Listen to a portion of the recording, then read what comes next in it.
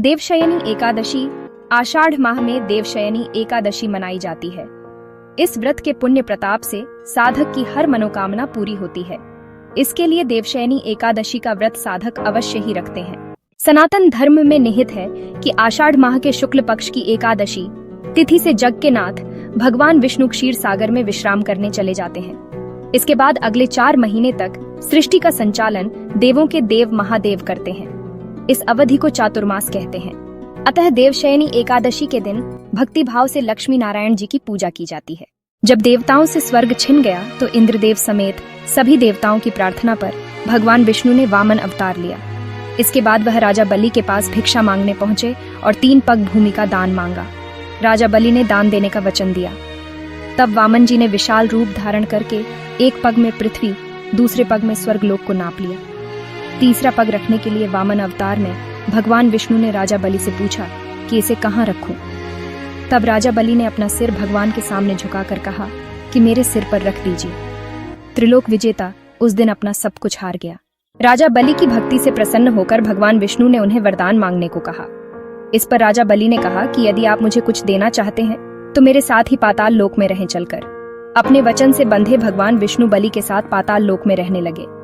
इधर माँ लक्ष्मी को जब इस बात का पता चला तो वह पाताल लोक पहुंची और उन्होंने बलि को राखी बांधकर अपना भाई बना लिया।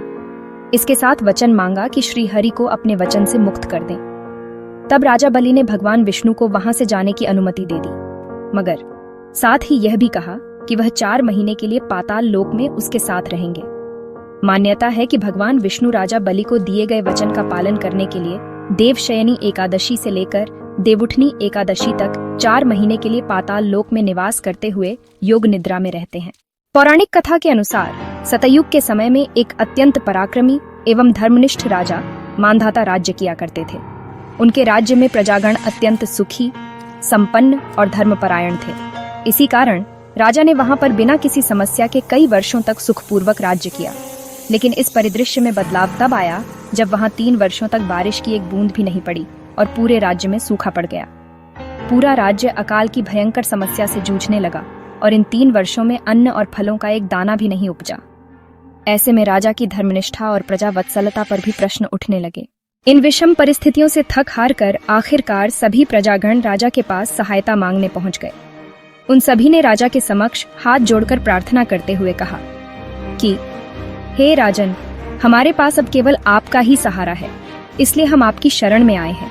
कृपया इस कठिन परिस्थिति में हमारी मदद एवं रक्षा करें। प्रजा की प्रार्थना सुनकर राजा ने कहा कि शास्त्रों में वर्णित है कि यदि कोई राजा अधर्म का अनुसरण करता है तो उसका दंड उसकी प्रजा को भुगतना पड़ता है। मैं अपने भूत और वर्तमान पर गहरा चिंतन कर चुका हूँ, लेकिन मुझे फिर भी ऐसा कोई पाप याद नहीं आ रहा। लेकिन फिर भी प्रजा के हित के लिए मैं इस स्थिति का निवारण अवश्य करूंगा। यह संकल्प लेकर राजा अपनी सेना के साथ वन की ओर निकल पड़े। जंगल में विचरण करते हुए वे अंगिरा ऋषि के आश्रम पहुंच गए। राजा ने ऋषि को प्रणाम किया और ऋषिवर ने राजा को आशीर्वाद देते हुए जंगल में आने का कारण पूछा। राजा ने बड़े दुखी मन से ऋषि मुनि को अपनी समस्या बताई। राजा की इस विषम स्थिति को देखकर ऋषि अंगिरा ने कहा, हे राजन, वर्तमान सतयुग में मात्र ब्राह्मणों को ही वैदिक तपस्या की अनुमति दी जाती है, लेकिन आपके राज्य में एक शूद्र है जो इस समय घोर तपस्या में लीन है। उसकी तपस्या के कारण ही तुम्हारे राज्य में वर्षा नहीं हो रही है। अगर आप उस शूद्र को मृत्यु दंड दे देंगे तो आपके राज्य में पुनः वर्षा एवं सुख समृद्धि का आगमन होगा। ऋषि की बात सुनकर राजा ने हाथ जोड़कर कहा, हे ऋषिवर, मैं एक अपराध मुक्त तपस्वी को दंड नहीं दे पाऊंगा। राजा की आत्मीयता को देखकर ऋषि अंगिरा अत्यधिक प्रभावित हुए और उन्होंने कहा, हे राजन, आप अपने परिवार और समस्त प्रजा सहित आषाढ़ मास के शुक्ल पक्ष में आने वाली देवशयनी एकादशी का नियम पूर्वक पालन करें। इसके प्रभाव से आपके राज्य में प्रचुर मात्रा में वर्षा होगी और आपके भंडार धन धान्य से समृद्ध हो जाएंगे। ऋषि अंगिरा के वचन से संतुष्ट और प्रसन्न होकर राजा ने ऋषि को प्रणाम किया और अपनी सेना के साथ अपने राज्य लौट आए। आषाढ़ माह के शुक्ल पक्ष में जब देवशयनी एकादशी आई तो राजा ने समस्त प्रजागण और अपने परिवार के साथ श्रद्धा और निष्ठा पूर्वक उसका पालन किया। इस व्रत के पुण्य प्रभाव से राज्य में पुनः वर्षा हुई और सूखा खत्म हो गया। सभी प्रजागण एक बार फिर से सुखपूर्वक जीवन व्यतीत करने लगे और राजकोष धन धान्य से भर गया। इसलिए यह व्रत अत्यंत पुण्यकारी माना गया है। इस कथा को सुनने या पढ़ने मात्र से मनुष्य को पुण्य प्राप्ति होती है। भगवान विष्णु इस दिन क्षीर सागर में योग निद्रा में चले जाते हैं। इस एकादशी से चातुर्मास का आरंभ होता है। यह साधना और तप का काल होता है। जो व्यक्ति इस व्रत को श्रद्धा पूर्वक करता है उसे 100 यज्ञों के बराबर फल प्राप्त होता है। यह व्रत व्यक्ति को पापों से मुक्त करता है और आत्मा की शुद्धि करता है। यह लॉर्ड विष्णु स्लीप एकादशी भक्तों के लिए आत्मिक जागरण का अवसर है। देवशयनी एकादशी के दिन इन बातों का रखें ध्यान। देवशयनी एकादशी के दिन तुलसी के पत्ते नहीं तोड़ने चाहिए।